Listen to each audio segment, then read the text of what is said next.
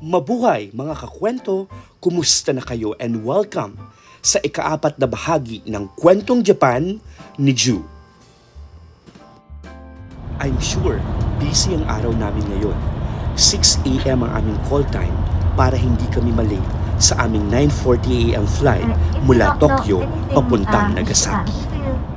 Ayan, kailangang sundan ang green flag upang hindi mawala ang mga persons. Katulad ng nasa Narita, malinis at maaliwalas ang Haneda Airport. So, after 2 hours, salamat sa Diyos at nakarating din kami sa Nagasaki.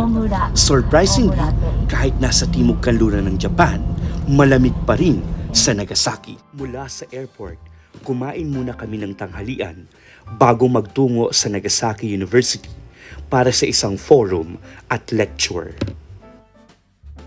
Maganda at malinis ang campus ng Nagasaki University. Bago magsimula ang forum, nag-ikot-ikot muna tayo upang makita ang magagandang lugar sa loob ng paaralan.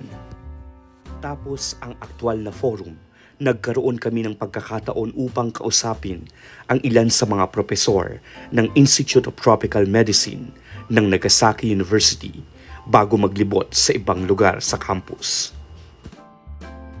Dilingid sa kaalaman ng nakararami ang masamang epekto ng Nagasaki Atomic Bomb, malayo sa kasalukuyang sitwasyon ng Nagasaki. At hindi nga tayo nabigo, naranasan natin ang pag-ulan ng niebe.